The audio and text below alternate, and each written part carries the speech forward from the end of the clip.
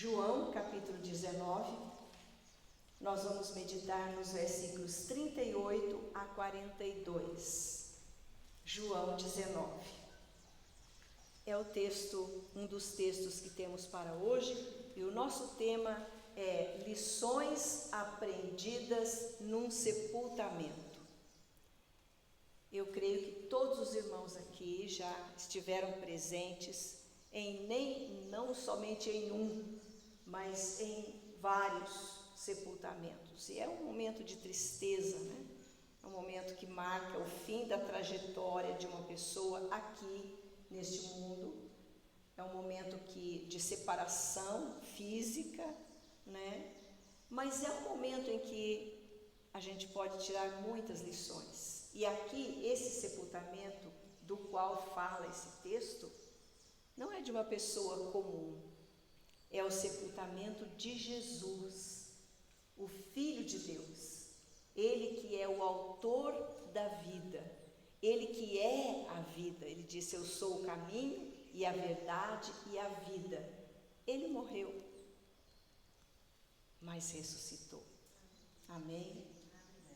O Deus da vida, o Deus que criou a vida, o Deus que é o Espírito vivente, vivificador, jamais poderia ficar morto, mas Ele morreu, verdadeiramente morreu pelos nossos pecados, morreu no nosso lugar.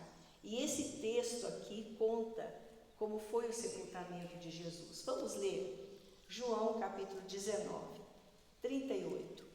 Depois disto, José de Arimateia, que era discípulo de Jesus, ainda que ocultamente, pelo receio que tinha dos judeus, rogou a Pilatos que lhe permitisse tirar o corpo de Jesus.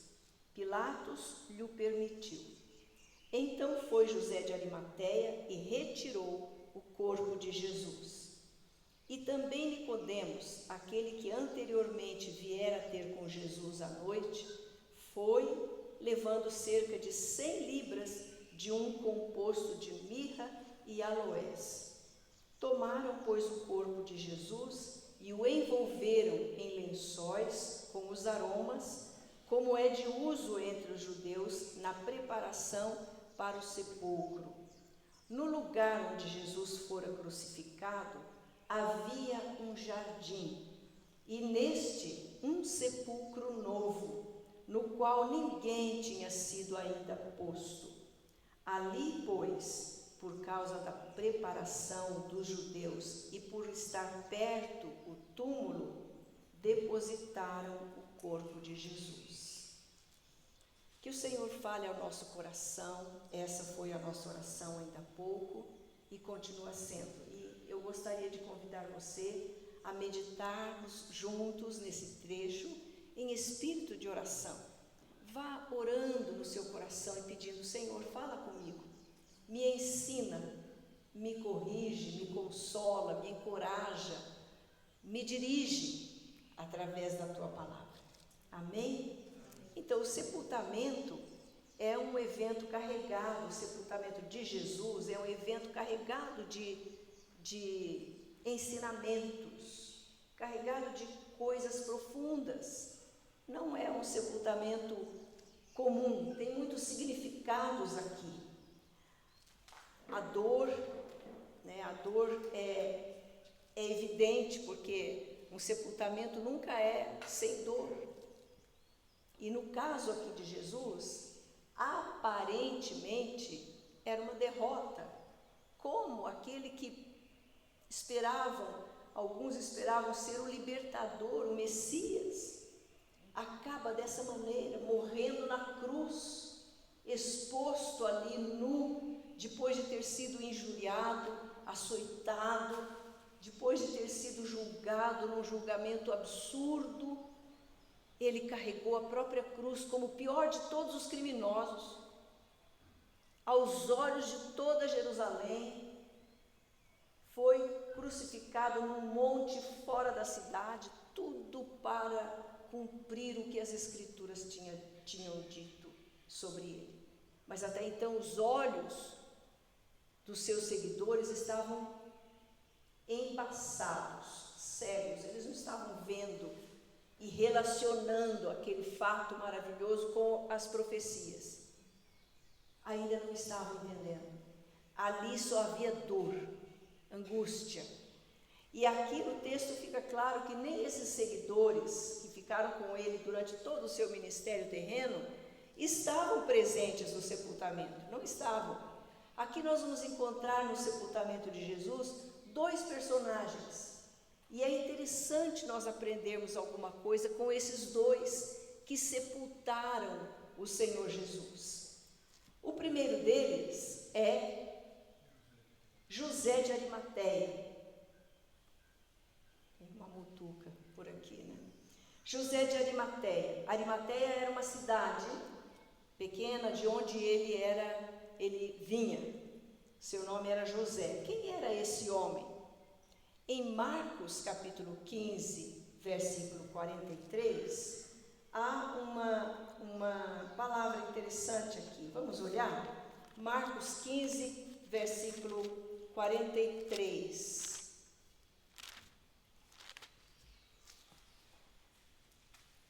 Está escrito assim, a mesma narrativa do sepultamento de Jesus. Está escrito: vindo José de Arimateia, ilustre membro do Sinédrio, que também esperava o reino de Deus, dirigiu-se resolutamente a Pilatos e pediu o corpo de Jesus. Então Marcos, narrando aqui esse mesmo episódio, ele nos acrescenta algumas coisas sobre José de Arimateia. Ele era um ilustre membro do Sinédrio, mais ou menos comparando hoje em dia um membro da Câmara dos Deputados ou do Senado Federal. Ele era uma pessoa, um juiz, quem sabe, né? Uma pessoa versada na lei, um homem de mais de 70 anos de idade, respeitável, porque Marcos se refere a ele como um ilustre. Ele era destacado, a sua palavra tinha crédito, tinha peso. Nicodemos, ele aguardava a libertação do seu povo, aguardava a vinda do Messias. E ele era discípulo ainda que ocultamente. Por quê? Por medo.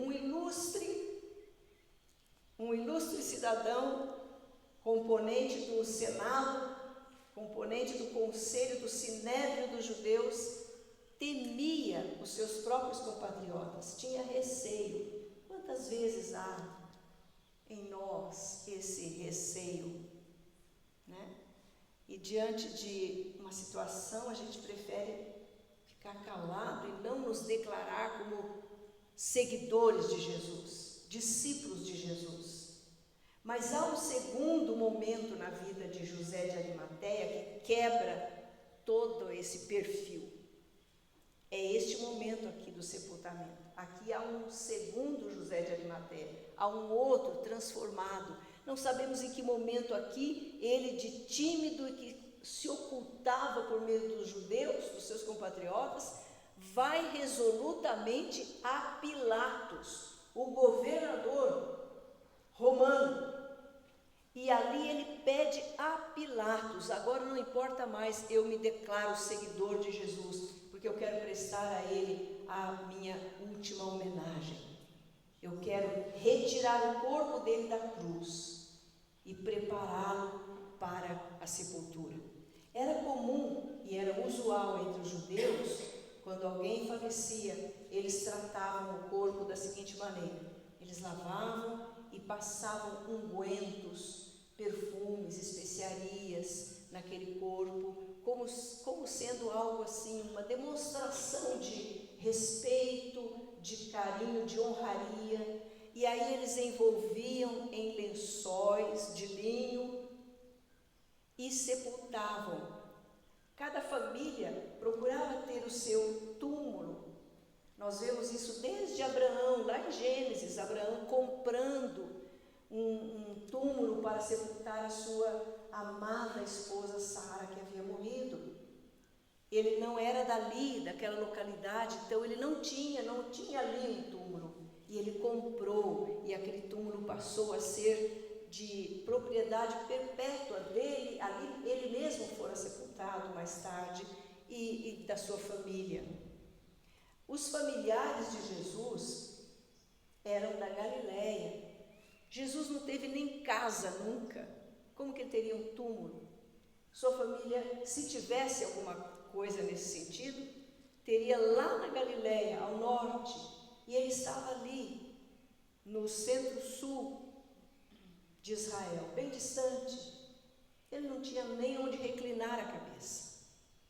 Mas Deus preparou para ele esse homem, ilustre membro do Sinédrio, que naquele dia tomou a posição: eu sou seguidor de Jesus, eu respeito Jesus, eu creio nesse que está morto aí na cruz. Foi a Pilatos e pediu o corpo e conseguiu.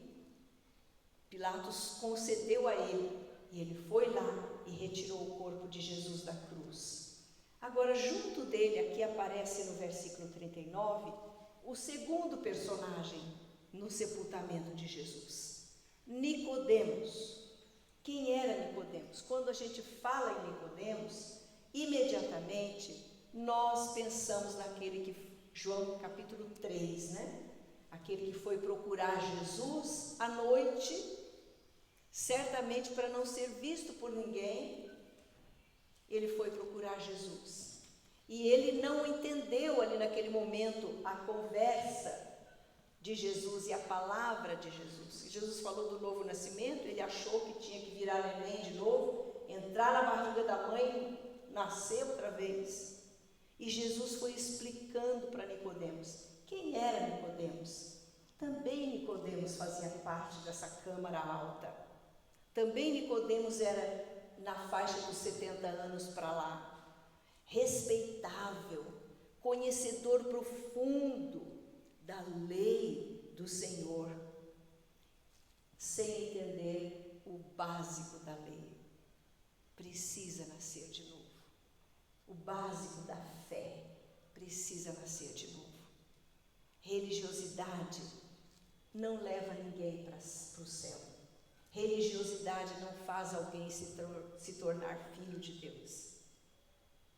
Ela se torna, pelo contrário, um peso que a pessoa não consegue nem carregar.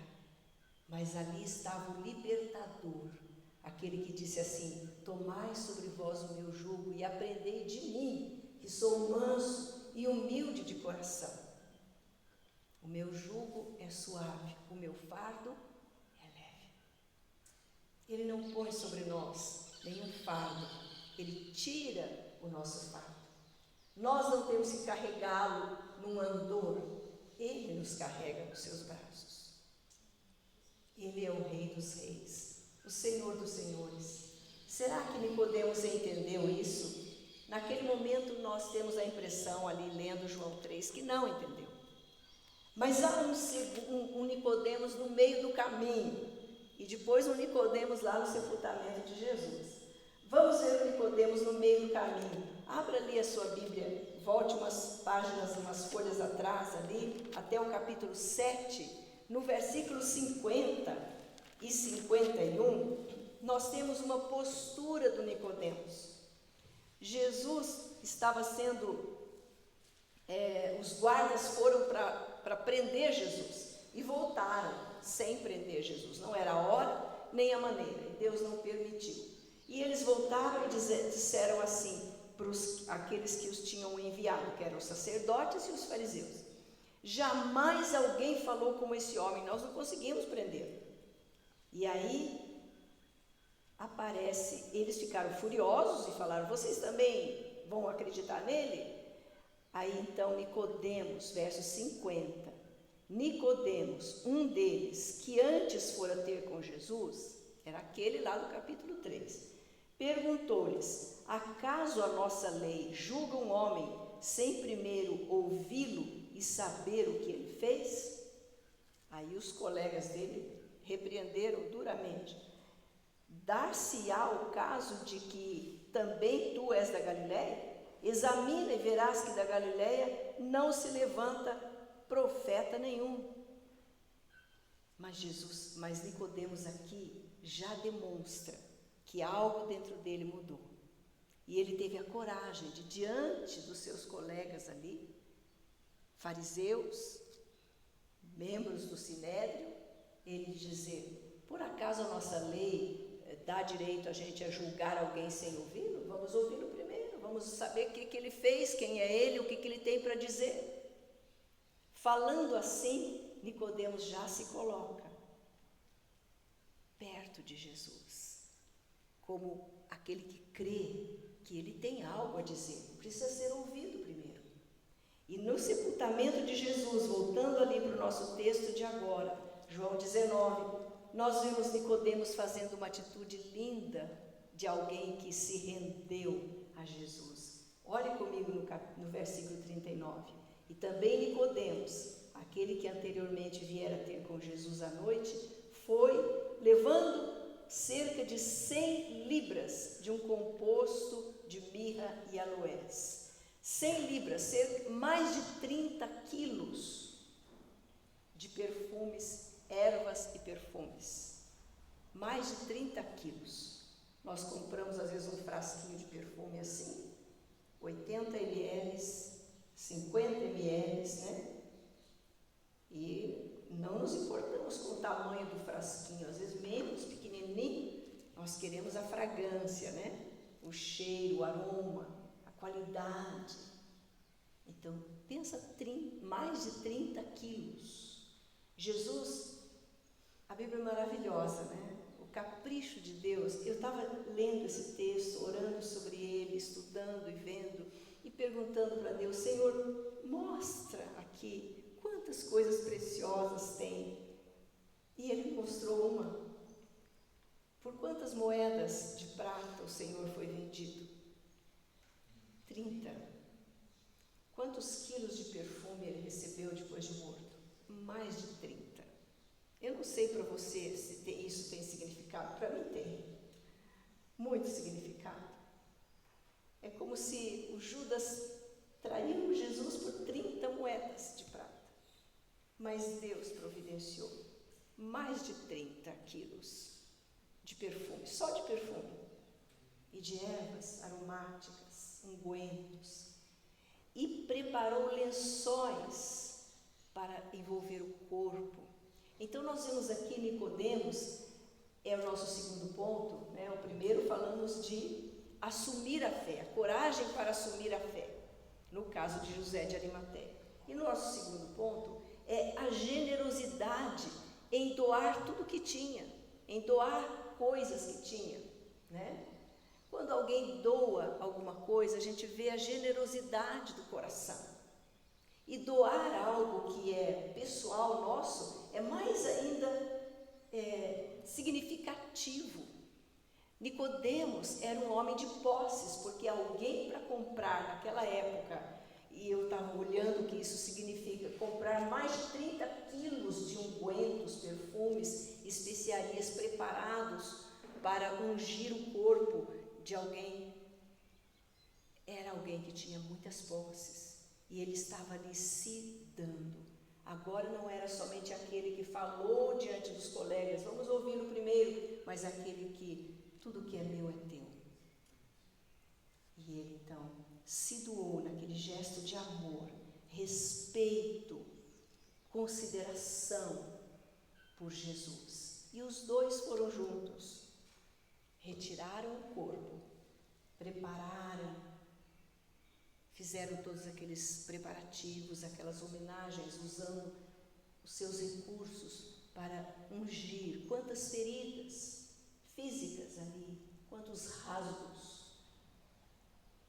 das chicotadas, quanto sangue precisava ser lavado e depois envolto em faixas. Que atitude de amor, que atitude de respeito, de carinho para com aquele em quem eles já acreditavam.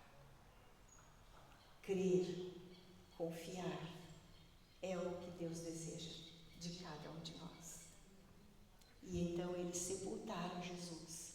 Mas há um terceiro ponto, que não se trata aqui de uma pessoa, mas se trata de uma certeza. O nosso terceiro ponto, para finalizarmos essa reflexão, é a certeza de que o sepulcro não é o fim. nos versículos 41 e 42, nós lemos: no lugar onde Jesus fora crucificado, havia um jardim. João é o único evangelista que menciona esse detalhe. No lugar, lá no monte, lá do Calvário, um monte de horror, de terror, ali eram executados os piores criminosos. Ali os corpos ficavam expostos na cruz até apodrecerem. Certamente eram comidos por aves de rapina. Ninguém dava nada para eles. Não havia quem os tirasse dali para sepultá-los. Mas a palavra de Deus diz que Deus não deixou o seu servo ver corrupção. O corpo de Jesus não entrou em putrefação. E mesmo que tivesse entrado, Deus teria ressuscitado da mesma forma. Mas ele ressuscitou ao terceiro dia. E nesse lugar havia um jardim, nesse lugar. E jardim aqui não é simplesmente um lugar de flores, mas essa palavra tem a ver também com um lugar de frutos. Havia flores e frutos, era um jardim. Nesse lugar, muito próximo, e nesse lugar havia um sepulcro novo, e nós sabemos por outros evangelhos que esse sepulcro pertencia a José de Arimateia. Ele pôs no seu próprio sepulcro, ele deu o seu túmulo, que nunca ninguém tinha usado ainda. Ele tinha comprado aquele espaço no jardim. Pode ser que tenha sido ele mesmo e os seus familiares que tivessem formado aquele jardim ali ao redor do sepulcro, da caverna, onde ele depositaria ali corpos dos seus entes queridos. Então era como se ele estivesse dizendo: Jesus é agora da minha família, e eu ponho o seu corpo ali, dando o meu sepulcro para que ele seja depositado ali. E ali eles colocaram, por estar perto, tudo estava muito se encaixando, era perto do lugar, e eles tinham que se apressar, porque o tempo estava passando rápido, era o dia da preparação, e eles, como judeus, não poderiam permanecer sem fazer a sua preparação para o sábado. Era véspera do sábado, precisavam fazer o sepultamento de Jesus condignamente, antes que o dia se declinasse, e havia ali o seu túmulo. Quando ele comprou, jamais imaginaria para que ele seria usado. Pode ser que Deus tenha posto algo nas suas mãos, que você tenha pensado: puxa, eu tenho isso daqui, eu sou assim, eu fui feita assim, eu tenho estas e estas características. E talvez você tenha pensado: para quê? Acho que é para eu fazer isso, acho que é para eu fazer aquilo. Pergunte para Deus, consagre isso a Deus nesta manhã. Deus vai usar você e o que Ele tem lhe dado, porque nada foi lhe dado sem um propósito, nada. Tudo que Deus planejou sobre você, Ele deu a você, Ele quer encaixar isso no plano perfeito que Ele tem. Quando nós saímos desse plano perfeito, nós estamos desperdiçando, estragando, usando mal, e não há resultados. Mas quando nós nos encaixamos no plano perfeito de Deus, então nós vamos ver que Ele deu isto, fez assim, nos fez assim, com este propósito. E vem uma satisfação profunda no coração. É claro que esses dois homens saíram do túmulo, mandaram rolar aquela pedra, ou eles mesmos rolaram a grande pedra na boca do túmulo e saíram dali entristecidos, porém consolados, porque fizeram o que puderam fazer. Quando a gente termina uma tarefa, conclui alguma coisa feita, que nós sabíamos que nós tínhamos que fazer aquilo, vem um estado de satisfação. Concluí, pude fazer isso, mesmo que tenha sido doloroso, mas fizemos. Deus quer nos dar nos dar essa experiência maravilhosa. Mas há uma coisa que Ele espera de nós: a confiança. No Salmo de hoje, Salmo 147, há um versículo muito especial. Tudo na Bíblia é especial, mas há alguns textos que o Espírito Santo, a mim me parece, que ele lança uma luz tão tremenda naquele texto, que parece que ele salta das páginas e se encrava no nosso coração, na nossa mente. É Deus vivificando. Isso só acontece com a Bíblia, a palavra de Deus, que é viva e eficaz. Salmo 147, verso 11: agrada-se o Senhor dos que o temem e dos que esperam na sua misericórdia. De quem o Senhor se agrada? Daqueles que o temem, daqueles que o respeitam, que o honram, que tem temor no coração. Nós vivemos num mundo, meus irmãos, em que o temor de Deus no coração dos homens não existe. Os ímpios não têm temor, mas parece que além de não ter temor, o mundo está assumindo uma postura de hostilidade declarada para com Deus. Hostilidade. E não é uma coisa velada, é declaradamente contra Deus. E a nossa postura deve ser a de José de Arimateia, assumir a posição: eu sou de Jesus, eu creio em Jesus. A de Nicodemos, nos doar e dizer: eu creio, eu espero nele. Eu creio que aqueles homens puseram o corpo ali e foram para casa, mas eles tinham ouvido falar que Jesus ia ressuscitar. Eu não posso declarar aqui que eles já estavam esperando a vinda, a ressurreição de Jesus, porque o texto não diz isso. Mas sobre José de Arimateia, diz: ele aguardava o reino de Deus. Então no seu coração havia uma esperança: Deus vai fazer alguma coisa. Deus vai fazer alguma coisa. Deus se agrada de quem teme o Senhor. Não se junte, não nos juntemos a quem não teme o Senhor, porque a impiedade dele vai passar na nossa vida, vai atingir você. Os costumes dele, o destemor, a carnalidade vai atingir a sua vida. Então, por isso Deus quer que nós sejamos separados. Separados. Junte-se a pessoas que temem ao Senhor. Nós temos que andar no meio dos ímpios, claro, até para sermos sal e luz. Temos que ter contato com eles, falar, amá-los, mas sem jamais deixar que as ideias deles e as posturas deles venham a ser as nossas ideias, as nossas posturas, a nossa palavra, o nosso pensamento. Jamais. Nós estamos andando na contramão deste mundo perverso e mau. Nós somos de Jesus. E não tem nenhum lugar no reino de Deus para uma pessoa ser um cristão escondido, um agente secreto, que não se declara como seguidor de Jesus. É tempo de você declarar a sua confiança e o seu temor e a sua esperança na misericórdia do Senhor. Muitas coisas na sua vida ainda não aconteceram, e coisas que você deseja que aconteçam, coisas que você tem orado, pelas quais você tem orado. É ou não é? Todos nós.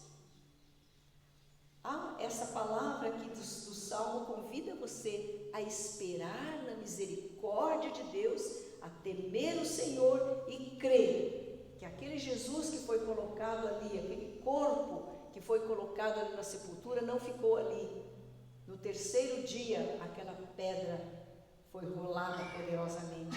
Aquele corpo todo machucado, ferido, foi transformado em corpo de glória, e ele sai daquele sepulcro, e ele aparece para as pessoas, fala com as pessoas, com seus seguidores, come com eles, orienta-os por 40 dias, e depois ele é assunto aos céus, sob os olhos daquela multidão. E tudo começou. Veio o Espírito Santo, tal como ele havia prometido, e nós estamos encaixados aqui. Agora é a nossa história. Vamos crer, vamos confiar. Todas as situações angustiosas que temos vivido, quantas temos vivido, uma atrás da outra, parece que às vezes vem de 2, 3 ao mesmo tempo. Não se apavore, não se espante. A Bíblia diz para nós não nos espantarmos, não ficarmos assustados com essas coisas. Tem alguém que está cuidando de nós, tem alguém que se agrada de nós quando nós confiamos nele, quando nós esperamos na sua misericórdia, quando nós assumimos a nossa fé destemidamente, determinadamente, ousadamente, firmemente, a nossa fé em Jesus. Quando nós nos doamos, não somos donos de nada. Ele nos dá tudo, ele é dono de tudo. E quando nós cremos que a sepultura de Jesus não é o fim, nem a nossa será o fim, porque Jesus disse: quem vive, quem crê em mim, ainda que morra, viverá. A nossa sepultura, a sepultura dos filhos de Deus, também não é o fim. É o finalizar de uma etapa. A outra é eterna. Amém? Vamos ficar de pé e vamos orar. Vamos clamar ao Senhor para que nós aprendamos essas lições neste momento em que o corpo de Jesus foi levado ao túmulo. Ali o Espírito Santo tira desse quadro lições preciosas para a nossa vida. Estenda suas mãos. Senhor Jesus.